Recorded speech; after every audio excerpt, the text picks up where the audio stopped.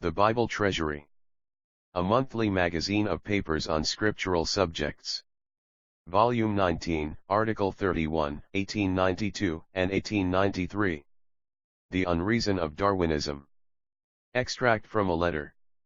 I do not touch upon the grave question whether Darwinism is compatible with a belief in the Bible as the Word of God, although having a strong judgment that it is not, but on the contrary that it is foolish and profane. But for my present purpose, it is only necessary to show that the system is illogical, and for the following reason. It is not proven. Accordingly, it seems to me that it will be time enough to accept the evolution hypothesis of the origin of mankind when those missing links are discovered which will raise it to the dignity of a demonstrable system.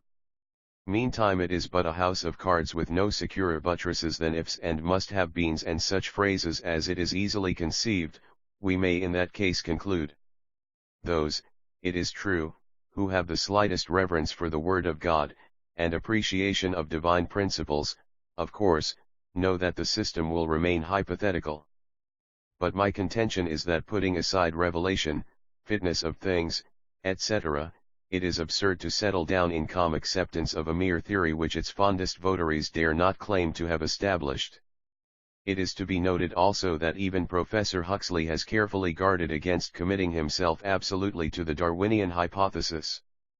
But when we bear in mind the notorious fact that these so-called scientific men reject Christianity in toto, in other words, as a revelation, and that some, I grant not all, have gone so far as to say we have no need of the hypothesis of God, one need not hesitate before rejecting their theories.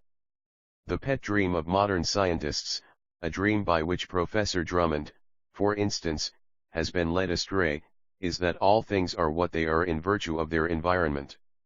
And of course, the evolution doctrine stands or falls with this.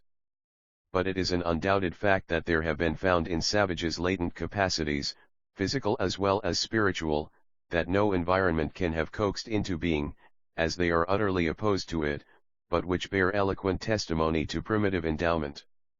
It is seen in the structure of the hand, and in the mechanism of the voice, it is witnessed in the capacity to receive spiritual truths.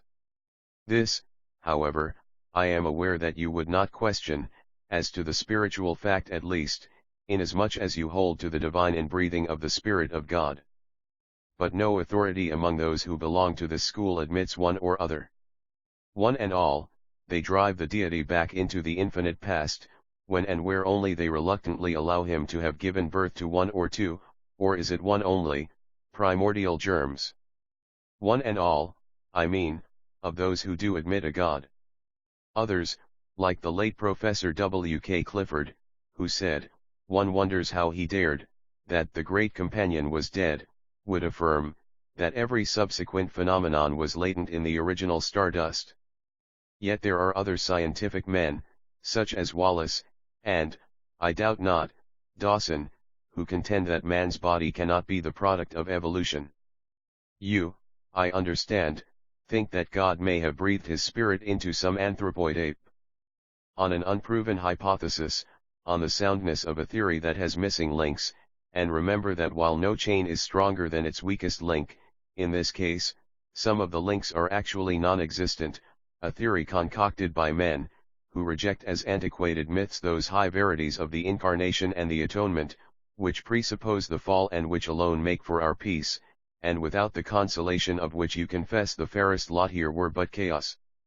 Nay, Christ is the truth, and all else is vain dreaming.